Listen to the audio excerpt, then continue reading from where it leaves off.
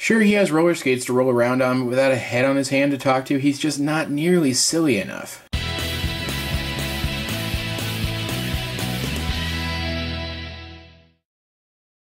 Yes, that is right, I found him and I actually got his waist to connect back together tentatively enough to do a quick review of him. Here he is, Transmetal Megatron, one of my favorite Megatrons simply based on the way he looks. He looks good. He looks like his on-screen counterpart. He looks almost exactly like his on-screen counterpart, and I absolutely love it. I love the look of this guy so much. This is one Megatron that does not look silly in purple at all, because he was always meant to be purple, because as we know, this is just the evil version of Barney the dinosaur. No, I'm kidding, he isn't really, but clearly there was some inspiration here somewhere, one way or the other. I just love it. I love his big bladed tail. I love the fact that he has VTOL fans. I love the fact that he actually has an opening jaw, which, to be fair, a lot of these Transmetal era figures had gotten really good at stuff like that, giving us little details like that. And he just looks cool. And this mode is not the one with the problem. This mode is really good, even if your figure has that issue with its waist. You don't really have to worry about it. The only issue I have with the look of this figure is you can very clearly see his arms right there, but that is not nearly enough to turn me off of it. And as this is a beast, he does have articulation in this mode. We already saw his mouth articulation, which is the height of his head articulation, but he also has these rotation joints here, which are, I'm pretty sure they're actually ball joints, but there's no room for the ball joint to move in and out, which is a little bit of a shame. He does have a bend here, and he does have a little bit of movement in his feet, but only if you partially transform the roller skates, because he does have roller skates, and I love the roller skates. And he has a great fully articulated tail, and I love the tail as well. These are all ball joints, and they're very stiff ball joints even years after the figure was made, and you can get some really cool poses and never worry that the tail is going to fall out of them too quickly, and it's great, and I love it. He also has his VTOL fans, which are part of his vehicle mode. He brings out his VTOL fans, and in the show there is a rotation joint at the same place as this hinge that allows them to point backwards. It is not here. And underneath here you can see his Predacon symbol, which doesn't heat up anymore for me very well, but you can kind of see it there. Yes, but moving on. He cannot actually point his fans backwards, which is a bit of a bummer.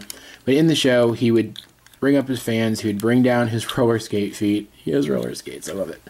And he would shoot forward on his roller skate feet, and then he would take off and he would fly around.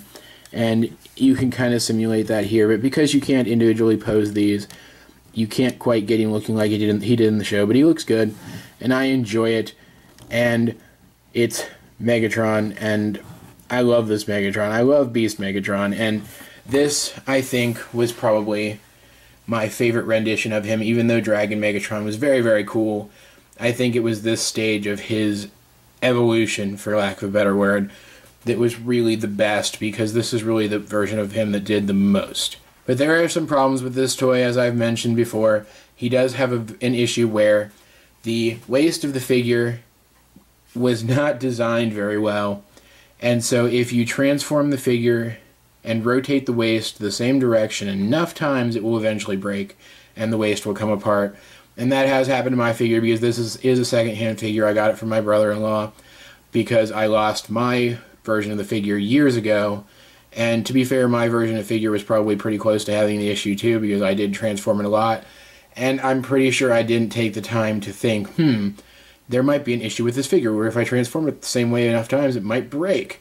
So it was probably on its way to breaking anyway.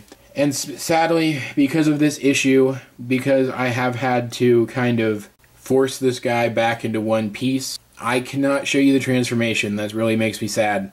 So what I'm going to do is I'm going to quickly transform him through the magic of jump cuts. In robot mode, just like in beast mode, Megatron looks like Megatron. He looks like he does on the show, and that is absolutely fantastic. And that is one of the greatest things I think about the Transmetal line overall, is they didn't have to take too many liberties when they were creating the actual physical toy, because they did such a good job on the show of creating a model that could be a toy, and it was great. And it's really a shame that I can't show you the transformation on screen due to the defect in this toy, because the transformation is pretty damn close too. But sadly, I cannot.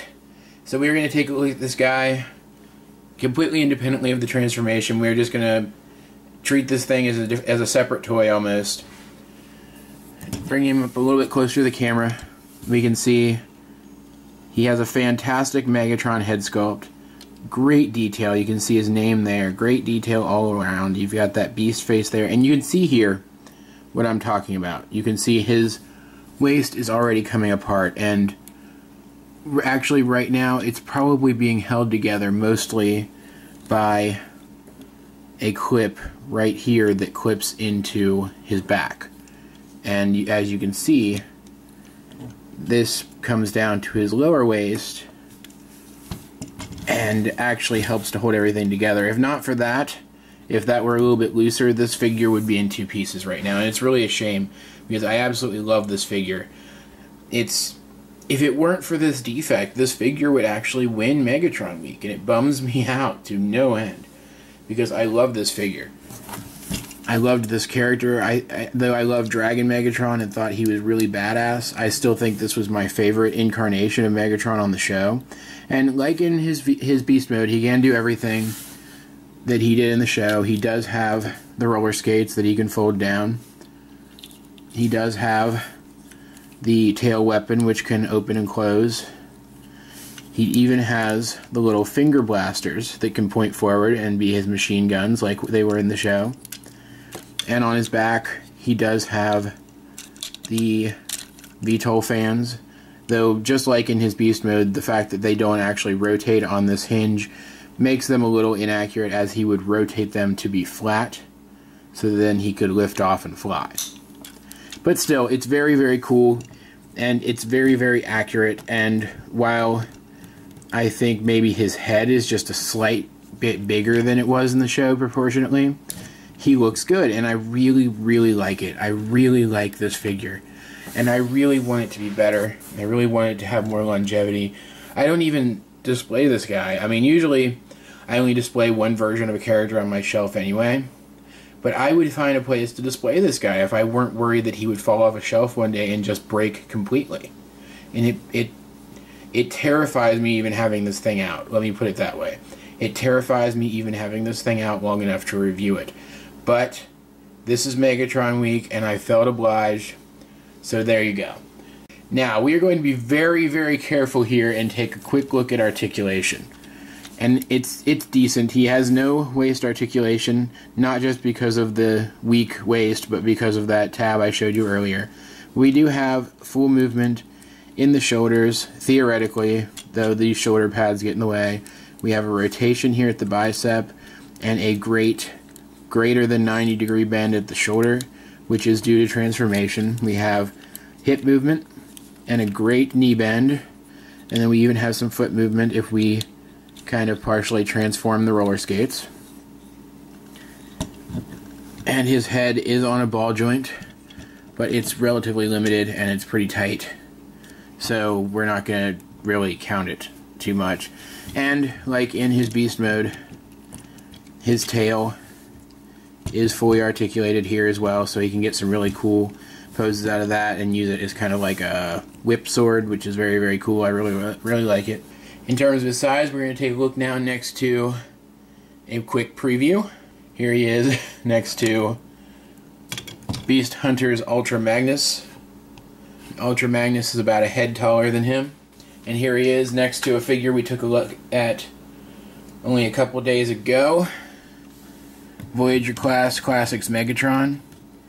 And Voyager Class Classics Megatron is actually a bit taller than Ultra Magnus, so he is quite a bit taller than Megatron here, but this is a Beast Wars figure, and he is not going to be in scale with any of these guys because the Beast Transformers were much, much smaller than the previous Transformers, so this isn't really a good scale or a bad scale. It's just a scale, and it's just giving you an indication of how big the figure itself actually is. Overall, though, guys, it's really, really hard for me to recommend this figure or not. I personally love it. I personally think it's a great figure, but the weakness of the mold, that weak waist, really, really detracts from the figure itself, and it keeps me from recommending it wholeheartedly. I think you should own it at some point in your life, but at this point, you are going to be so hard-pressed to find a new version of this figure. I don't see it being a satisfactory purchase for you in any case. You're likely to find one that is either being held together by a thread or is going to fall apart soon anyway. And like I've said many other times throughout this video, that really bums me out, because he would be almost a perfect Megatron figure if not for that one flaw. And I don't know, maybe there's something online about fixing it at this point. I'll check a little bit later. But up until now, I haven't found anything, and I've tried to fix it a couple times, and I consider myself to be pretty good at this. And I haven't found a way to fix it yet, and it's terrible. It really is terrible, because anytime a flaw in the design prevents you from getting the best out of your figure, I consider that a pretty huge loss. So I do not recommend this guy, as much as it pains me to say it. If you do happen to find him, loose, I would at least play around with him a little bit, because he is fun to play around with. But unless you're sure that the version that you've picked up, that you've found, is not yet at this point, and you don't plan on transforming it enough for it to get to this point, I wouldn't risk it, guys. And it really saddens me to say that. And well, guys, that is enough for the bonus episode of Megatron Week. Tomorrow we are for sure going to take a look at the best of the best of the best Megatrons in my collection, and we are actually going to start out that video with something a little bit special. I have found a couple of other little Megatrons and Megatrons that don't really make the list, so we will begin next video with a countdown of the honorable mentions, and then we will move on to the Big Daddy himself, the best Megatron, the best rendition of Megatron amongst the Megatrons in my collection, and it's going to be cool. It's going to be huge, and I mean, anyone who actually watched this thing all the way through already knows who it is, because it's the only one I haven't reviewed yet, so there's not much of a secret there. But I'm having fun with it, and I hope you're having fun with it. So guys, like, subscribe, favorite if you're so inclined, shoot me a review request. I will have the link to my collections video in the description below, as well as a link to my blog. Check that out. I think you guys will enjoy it. This has been Awesome John 22, and I will talk to you guys later.